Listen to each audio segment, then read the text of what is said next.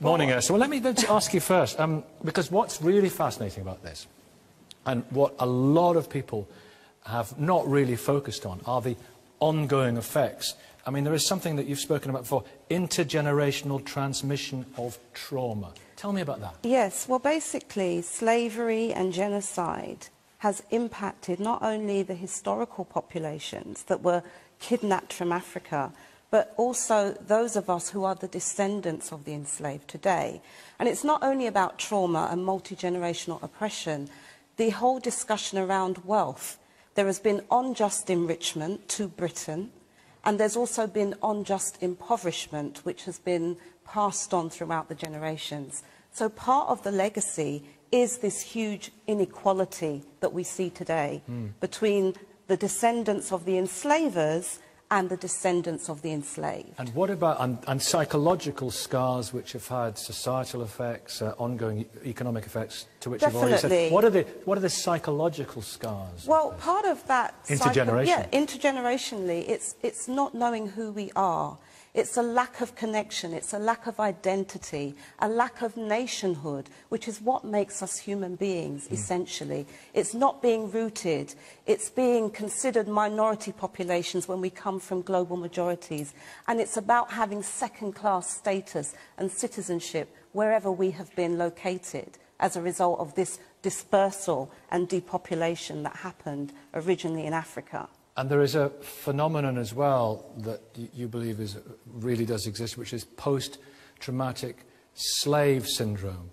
Yes, well, it's something that I've not coined, but many of our social theorists and psychologists and psychiatrists have been looking at some of the negative legacies that we have internalized, the internalization of racism, self-hate, anti-African sentiments and prejudice and discrimination, a loathing of ourselves, vacant esteem. Self-loathing. Self-loathing. Self-loathing in terms of not being proud of who we are, not being proud of our heritage, not being proud of our African ancestry, changing our looks to kind of emulate Caucasian beauty ideals. These are some of the real legacies today in terms of the psychology. We also have to look at the rates of mental health illness, and this has also been linked to that. All roots back to slavery. All roots back to that. Can I ask you as well, Fern, as you're there, I mean, you don't know each other, but it's wonderful you're both on the programme today, how it has affected, I mean, how has it affected you, Fern, slavery, you now, a woman in 2014? Well, it's very important what Esther's been saying about post-traumatic slave syndrome and the trauma that that's caused down the ages. And it has affected me because I've needed people to help me to get to where I am today. And I think if they hadn't done that, I wouldn't be talking to you today. So you've been lucky in that? I've been very lucky in that I've been helped to be where I am today by people who are aware of the problems that Esther has raised. And as a successful academic, that's something you've had to battle against what happened back then. I've had to battle against racism in particular. But as a result of slavery. Absolutely. Yeah. Daniel Hannan, one of the things, of course, which is most egregious about this, many argue, is the fact that the slavers at the time of abolition, in 1838, I think, were paid enormous amounts of money, huge amount paid to the slave owners, equivalent of at least £16.5 billion today. So why shouldn't the people who are still suffering have reparations? Because I'm descended from slaves, and you are descended from slaves, and everybody here is, and everybody watching at home is. Slavery was universal. We're all also, by the way, descended from slave owners. Human history being what it is, it could hardly be otherwise. Slavery was practiced in China, in India, in Arabia, in Africa, by the Aztecs, by the Mayans, by the Incas, by the Pacific Islanders. Muslims enslaved Christians, Christians enslaved Muslims.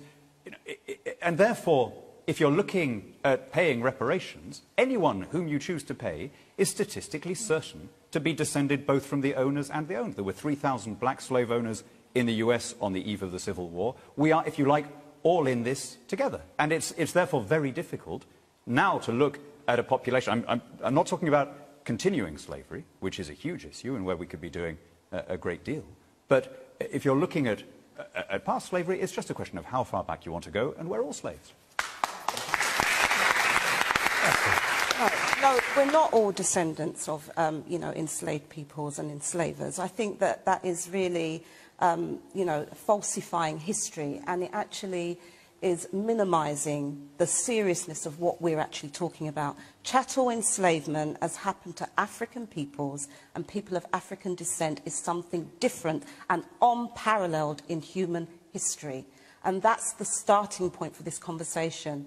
It's very cheap to then say, well, we've all been enslaved, because right now I don't have the same life chances and life experiences of many people who might even be sitting in this audience. I feel we need to understand this history.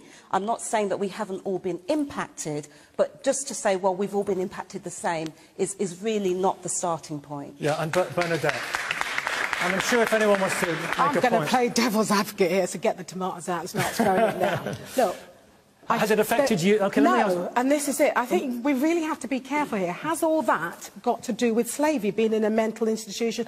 I am a champion, a volunteer. I'm a motivational speaker that visits prisons twice a week. Now, some of the lads in there, their crimes are not for because I was a slave 150 years ago. I think at some point, yes, of course we all know slavery was there. My God, bad things happen. Bad things happened to me once, but it's what I do. You don't walk around with it. You have to move on. We've got to rise above it now and start moving on and thinking, OK, what are we going to do in the next 150 years so that our children can see, this happened to my great-great-grandfather, but wow, look what they've done now.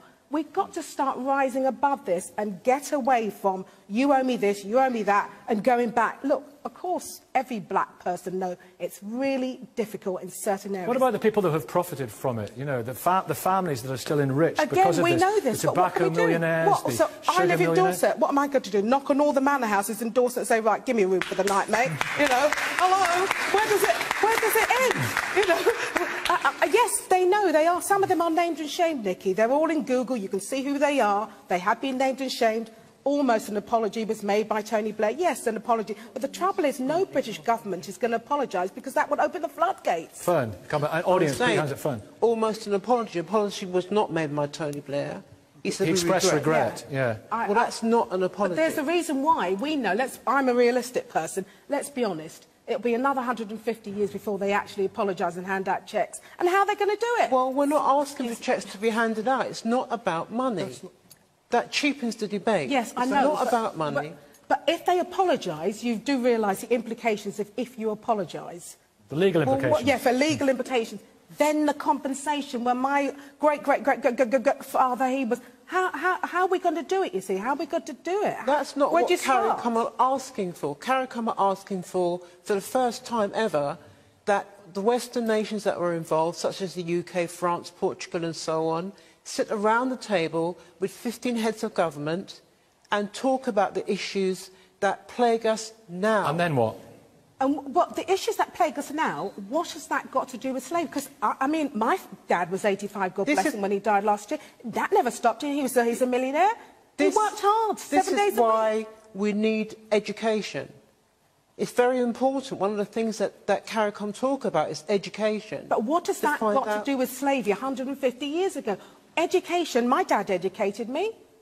The 5 girls, we got educated. Not one of us would have gone wrong. I think all 5 of us has done well. The point, I don't understand. The point to recognise here is that we're not talking about something that happened 150 years ago.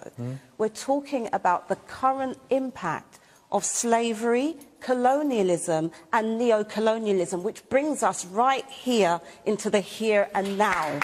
That's right. What we're talking about. In the order, OK. I know you want to come back on that. Hands up in the audience, please. Let's get some quick points. Yes, you've had your hand up for quite some time. Good morning. Sorry, in terms of discussing whether African Caribbean countries should get reparation, it's saying that we've all been enslaved before, then why can't you... One question to that is why can't you correct it and show that it's not right by doing that? Also, the money that does go back can go into development schemes. And it is absolutely insane to assume that slavery hasn't got an impact. It's also like saying, oh, I've made it, so why can't you? You could look at victims of domestic violence and say, OK, you've made it in life, why haven't you? The trauma on those children and those children, people could... Do you believe in the intergenerational transmission of trauma? Yeah, I do. What happened to your forefathers? Yeah. 100%. And also because it's if you're in an environment where there was self-hate, the problem is you brainwashed Caribbeans, Africans, etc., and told them, you know, you're slaves, you're slaves, you're slaves. You didn't unbrainwash them. You didn't take it out of them. It has to be us building ourselves in order to remove that mindset. And society also has to open its mind. But you need schemes, you need things in place. We need economic power as well. OK, let's address that in a minute. Anyone else who wants to just make a quick point? Over here, there was someone.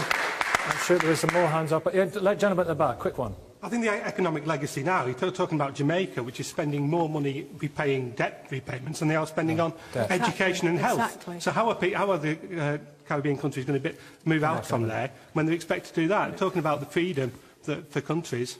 And that cancellation of debt is one of the CARICOM demands, isn't it? That's one of the things they're arguing for. And that would have a massive impact, would it? It would do, but what we actually recognise, it goes beyond debt cancellation because the debts are illegitimate debts. It's debt repudiation. The people of the Caribbean didn't owe anything, and the reason why these debts were imposed on them is in itself a legacy of colonialism that must be corrected. Daniel Hannan. Well, I just wanted to come back to Esther's point that Britain was different. That, OK, we're all descended from slaves, the Greeks did it, the Romans did it, but the UK... The Muslim slave trade, of course, Muslim slave trade, 15 million people were enslaved. Yeah. Between 11 and 17 million Africans traded by Muslims. But let's just focus on what makes Britain different. What makes Britain different is that we extirpated this disgusting business. We were pouring energy, not into just the abolition in our own territory, but in wiping out the slave trade. Even when we were in a life-and-death struggle against Napoleon, we were diverting ships and men to stamp out the transatlantic trade, from which we derived no diplomatic gain, no profit, because it was the right thing to do. So if Britain is different, it's different in a very good way. It's not. Actually, we talk about abolition, but we don't talk about Britain's commencement into this whole process of enslavement. That's because we didn't commence it. 1562. That's because what we didn't commence happened it. It had been between happening forever. 1562?